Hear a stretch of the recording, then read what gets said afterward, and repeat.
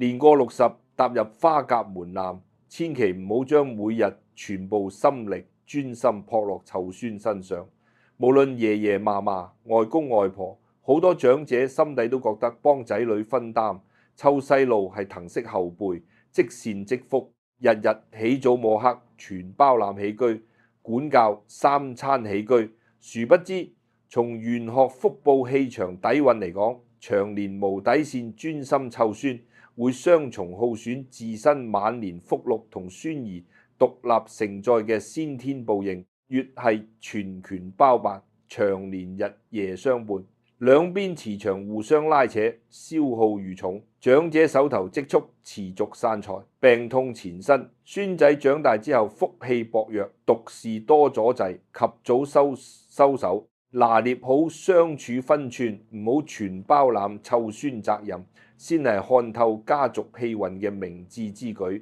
我研習居家福祿隔代原理、民間養老命理幾十年，走勻港島唐樓、九龍各區公屋、居屋、新界村屋同私人屋苑，每一日都有花甲、古稀長者同仔女一齊上門傾訴全家諸多阻滯，細細拆解落。十有八九屋企長者60歲之後專心全職湊孫，長年透支自身元氣，同時壓抑孫兒自身成長福氣。今日唔講晦澀難明嘅天干地支雜術，唔推銷任何開光風水擺件補氣飾品，淨係憑住幾十年落區接觸過萬香港各行各業家庭真實個案累積嘅心得，順住茶樓同街坊閒聊解說嘅自然節奏，由60歲後長者元氣衰退，孫輩自有獨立福報因果嘅底蘊講起，逐層拆解長者長年專心湊孫，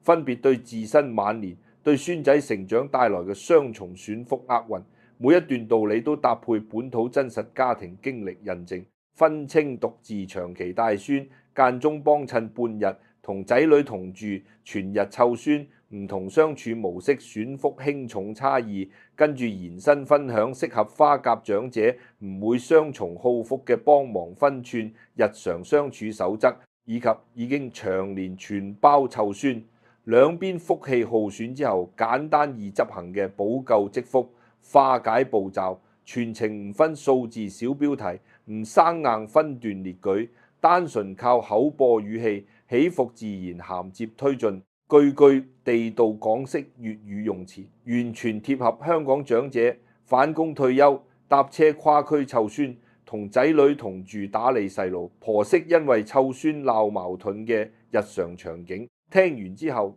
年過60或者屋企花甲長者都多一分警醒，唔好再以騰孫幫仔女為由，透支雙方福報，適度放手，適度幫襯，先可以守住自身晚年安穩福祿，亦令孫仔先天福氣順暢生長，一家三代家運長久興旺無阻。好多花甲長者活到大半世，年輕時捱地盤、開茶餐廳、做文職、擺攤創業，辛辛苦苦將仔女撫養成人，等到60歲退休，本該放下勞碌，行山飲茶，周圍短途旅遊，打理自身興趣，安享清福。偏偏見仔女供樓壓力大，返工朝9晚6，無暇照顧細路，一時心軟就將全部退休時間、心力、金錢投入湊孫，覺得隔代親係人間至樂，幫襯後輩理所應當。從唔察覺60歲係人體五行元氣轉弱分水嶺。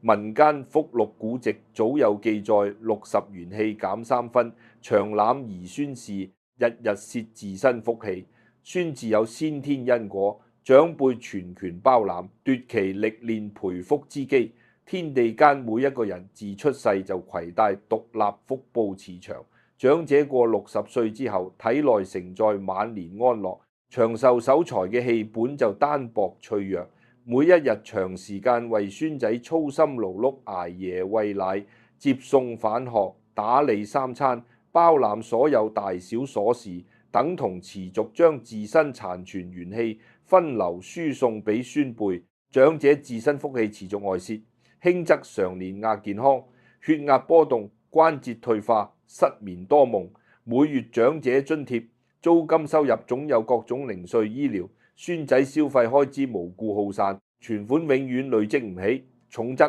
突發心臟、骨骼重大疾病，掏空幾十年儲落嘅養老本，仔女亦要放下工作長期陪護，全家財運人員同步阻滯。與此同時，孫仔自有屬於佢一生需要歷練、自行積福嘅成長路徑。孩童階段磕碰、獨立自理、輕微挫折，自己承擔錯失，本來就係累積自身福報嘅必經過程。若然長者事事全包，唔捨得孫仔捱半分苦、受半點委屈，所有難關、勞動、責任全部由長者一手扛低，等同直接剝奪孫仔透過親身經歷增厚福氣嘅機會。本該屬於孫仔力練積善嘅慈祥通道被長者堵死，先天福報無從發揮。細路長大之後容易心性依賴，抗挫力薄弱，讀書考試多阻滯，踏入社會做事付出多，回報少，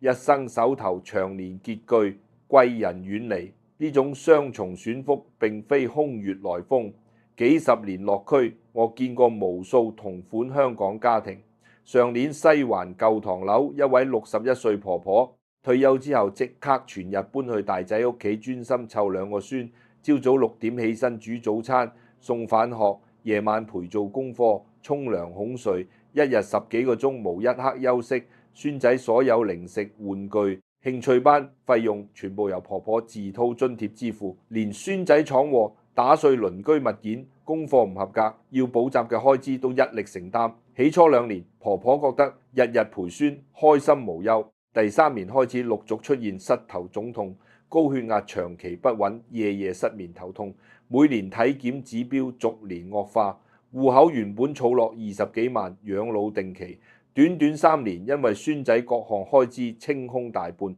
兩個孫細小時看似活潑聰明，升到小學之後讀書專注力極差，次次考試排班級，末尾動不動發脾氣依賴婆婆，離開長輩就無法獨立處理小事。大仔同太太亦因為婆婆過度縱容孫仔，管教觀念不合，日日爭執，屋企常年充滿戾氣，客源升職機會接連擦肩，每月人工到手大半，用於補貼屋企雜開支。最後婆婆因為跌傷腰骨入院做手術，無人全日照顧兩個孫，夫妻2人既要返工，又要輪流請假看細路，手頭拮據，心力交瘁。婆婆住院期間先醒悟自己，過60歲之後一心專心湊孫，看似疼惜後輩，實則一面耗散自身，晚年長壽守財福祿，一面阻礙孫仔累積獨立福報，令全家上下運勢同步下滑。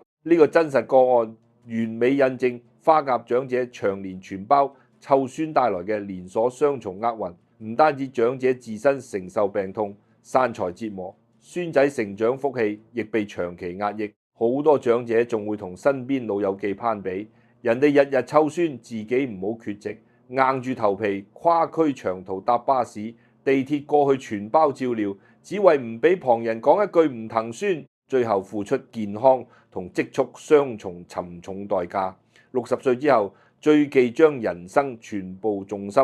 綁喺孫輩身上，懂得分清幫襯同全包攬嘅界線，唔長年專心撲落湊孫，先係守住兩邊福分第一道門檻。真正通透嘅花甲長者，第一件死守嘅守福底線就係唔將全部時間心力投放湊孫，只適度間中幫忙，永遠唔做全日全職湊孫人，留足時間照料自身身體，經營屬於自己嘅退休生活，唔透支自身元氣，分流俾孫輩，順住生活細節拆解60歲長者專心全日湊孫，分別損耗自身晚年福祿嘅種種場景，分開體力透支耗壽、金錢無底洞散財、心氣鬱結惹是非3個層面講清暗藏耗福隱患。體力層面，香港大多數唐樓冇升降機，公屋單位空間細，長者每日要抱孫、搬玩具、買大袋食材、爬樓梯接送返學，細路夜晚容易發燒、喊夜，長者要起身幾次安撫，長期睡眠不足，體能持續透支。60歲之後，骨骼、心臟、腎氣本就逐年衰退，日日超負荷勞動等，同日日削減自身長壽福分。好多長者覺得請鐘點工、外傭浪費仔女金錢，寧願自己硬撐全包，卻忽略一旦跌傷、突發心臟不適入院，單醫藥手術費用遠超幾年鐘點工開支，同時長期勞動透支元氣，自身財氣磁場持續衰減，每月津貼、少量租金收入，總有各種同孫相關嘅突發開支，無故耗散，屬於典型因騰孫耗大財，因逞強損萬福，金錢散財層面。好多花甲長者湊孫時心軟無底線，孫仔想要新玩具、貴價零食、昂貴興趣班、節日禮物，唔會考量自身儲備是否充足，就即刻掏錢，甚至主動承擔奶粉、校服、補習全部開支，將本該留低做自身應急救命錢嘅定期存款，陸續取出補貼孫輩。60歲之後，長者再無穩定高薪工作，收入僅靠長者津貼，早年少量投資租金，一旦養老本持續分流，後續自身重病，屋企維修需要大筆開支時，手頭無流動現金，只能仰仗仔女看人面色。民間商學時處，晚年財富為安身最後底氣，隨意將自身銀錢大量投放孫輩消費，等同主動打碎自身福祿器皿，輕則晚年手頭長年拮據，連買合適保健品、短途旅遊都要節省，重則遇重大疾病無錢醫治，仔女嫌負擔加重，心生厭氣，親緣磁場產生相克，心氣鬱結，惹是非層面，隔代相處天然存在，教養觀念衝突，長者湊孫習慣縱容寵愛，仔女夫婦主張立規矩嚴格管教，長年全日同住湊孫，日日會因為餵食、作息、管教細節爆發爭執，婆婆同媳婦、爺爺同女婿之間積累大量戾氣，屋宅整體平和旺氣被打亂，是非小人磁場滋生，輕則仔女減少同長者傾談，重則長年金錢教養家事反目，長者日日獨自內耗煩憂，情緒長年壓抑，引發失眠、血壓波動、各類慢性病，福氣持續耗散，無法積累。上年元朗村屋一位62歲老伯退休之後，每日朝早搭1個鐘巴士過大仔屋企湊孫，包攬3餐接送，孫仔所有消費自己全包，因為縱容孫仔亂買玩具、不寫功課，同媳婦幾乎每星期爭執，2年下來，老伯心氣鬱結，患上長期頭痛，每年體檢血管指標持續惡化，原本留低做應急嘅30萬定期，大半用於孫仔各項開支，後來一次暈低在家入院，需要8萬幾手術費，向大仔調取金錢時，媳婦覺得長者多年來過度為孫使錢，兩家矛盾徹底爆發。老伯出院之後，唔再日日過去全日湊孫，只每星期過去半日陪孫玩下，唔再承擔任何消費開支。短短1年，血壓、頭痛明顯改善，戶口亦慢慢重新累積應急存款，屋企爭執大幅減少，清晰對比出長年專心全包湊孫對長者自身健康、財富、家庭和氣3重福氣損耗。真正通透嘅花甲長者會清晰劃分自身心力、金錢邊界，絕唔將退休全部時間積蓄投放孫輩身上。屋企照料、接送重勞務，盡量交由仔女夫婦、鐘點工負責，自己只閒時過去陪伴玩耍，唔貪圖孫一時依賴帶來嘅虛浮開心，守住自身元氣同養老本，晚年先可以少病痛、手頭有餘、少家庭是非。講完長年專心全日湊孫對60歲長者自身萬福嘅3重耗損，再深入拆解背後原理，講清點解呢種全包湊孫方式會同步壓抑耗損孫仔自身先天福報。每一個孩童自出世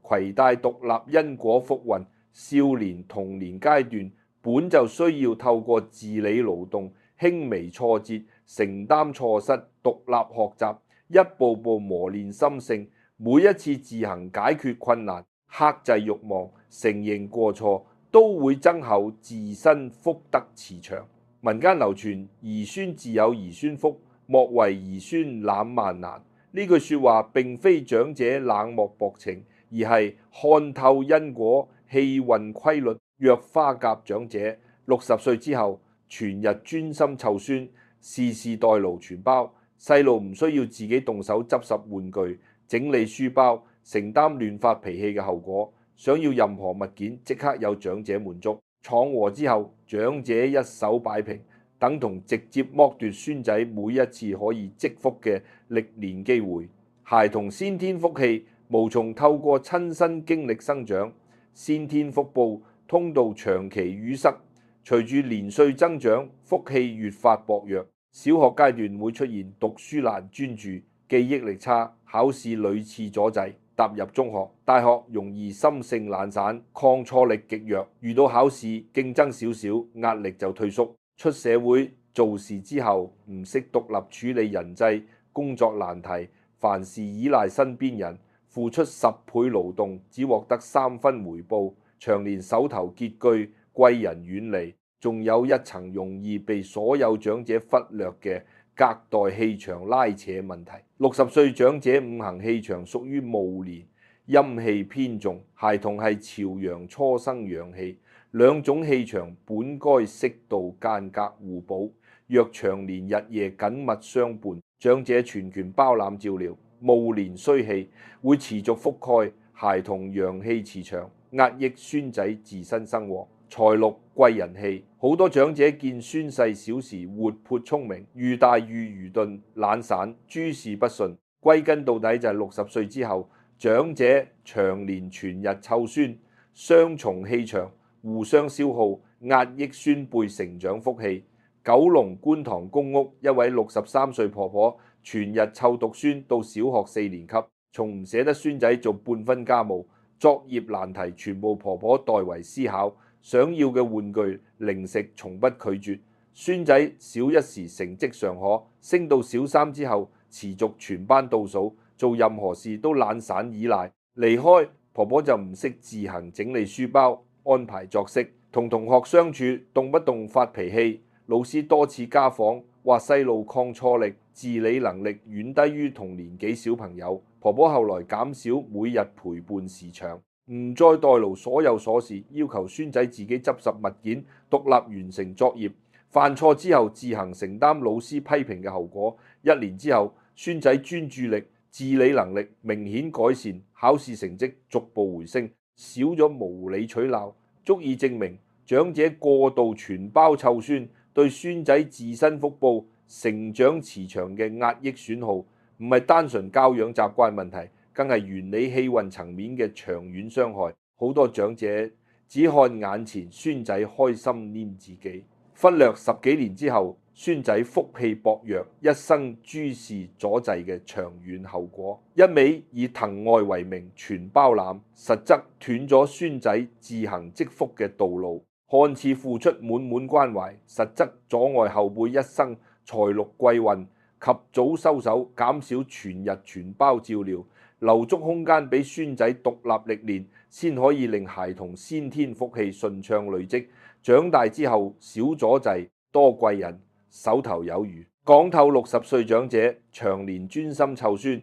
一面好自身萬福，一面壓抑孫仔先天福報，雙重損福底蘊。順住節勢，同大家分清唔同湊孫模式、唔同家庭狀態、損福輕重差異。60歲獨居長者本來自身氣場單薄，無老伴互相調和。若每日跨區全日過去，全包湊孫，損福力度最為強烈。一旦長者突發病痛，手頭積蓄耗空，身邊無人即時照料，同時孫仔長期依附單一長者，福氣壓抑更加明顯。同老伴兩人一齊全日湊孫嘅花甲夫婦，兩位長者戊年衰氣，雙重覆蓋孫輩，屋宅陰盛陽衰，全家整體旺氣同步下滑。夫妻容易因為湊孫瑣事日日爭執，雙方身體同步走下坡，醫療、孫仔消費開支翻倍，消耗積蓄，名下有收租物業、長俸保險、家底較厚嘅花甲長者，亦唔可以仗住家底充足就無底線，為孫耗費心力金錢，再多積蓄亦抵不過長年無間斷散財。等到自身元氣耗損殆盡，物業租金全用於孫輩開支，晚年一樣會手頭拮據，身體多病，僅靠每月長者津貼為生，無多餘積蓄同物業嘅長者，最忌全日專心湊孫，自圖津貼補貼孫仔消費。本來財富底氣薄弱，一年兩年無底線，使錢就會徹底掏空養老本，自身遇小病小痛都唔捨得睇醫生，拖成頑固慢性病。仔女夫婦相傳有足夠經濟能力請鐘點工、外傭嘅家庭，長者堅持日日過去，全包湊孫，屬於最無謂好福。明明可以交由專人分擔勞動，長者執意硬扛，白白透支自身，晚年安穩福祿。唔論邊種經濟居住狀態，60歲之後一味將全部心力投放湊孫，全日全包攬，都會同步損耗自身長壽、守財福分，同孫仔成長財祿貴氣，只係承受厄運嘅輕重有所區分。唔好以為自身暫時身體硬朗，尚有少量積蓄就無所顧忌，福氣唔會無限累積，日日持續透支，遲早會迎來連串病痛、散財、家庭是非阻滯。好多年過60嘅長者聽完雙重損福嘅道理，回顧自己退休之後日日專心湊孫幾年，即刻心灰意冷，以為自身晚福。孫仔先天福報早已大量耗損。其實民間隔代福祿學從來唔係一成不變嘅定數，長年全包湊孫耗散嘅雙方福氣，透過後及時收手，調整相處模式，日常細微積善修德，能夠逐步補返增厚。我幾十年幫無數長期全日湊孫嘅花甲長者調整生活習慣，多數堅持半年到1年，就能明顯感受到自身病痛減少，存款穩定累積，孫仔讀事順暢，少發脾氣，唔需要花高價購買任何風水法器，只係改變湊孫相處嘅核心細則，順住邏輯自然講出全套守福積善執行準則。首先係徹底放下全日全包湊孫模式，劃定清晰陪伴時長，每星期最多2到3日，每次半日，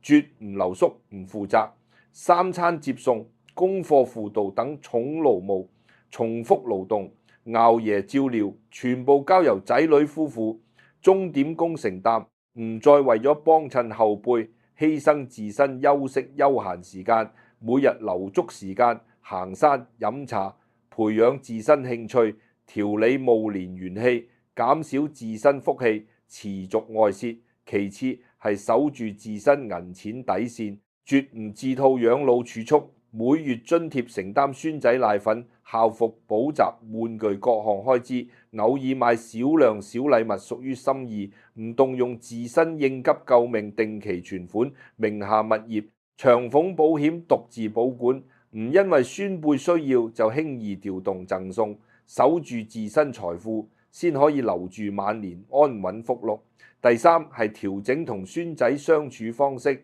唔再事事代勞、無底線縱容。見到孫仔唔肯自理、亂發脾氣、逃避功課、唔出面擺平，交由仔女夫婦立規矩管教，長者只負責陪玩傾偈，傳授做人善良道理，唔插手教養細節，留足空間俾孫仔自行處理難題、承擔錯失，慢慢打通孫仔自身積福通道，恢復孩童初生陽氣磁場。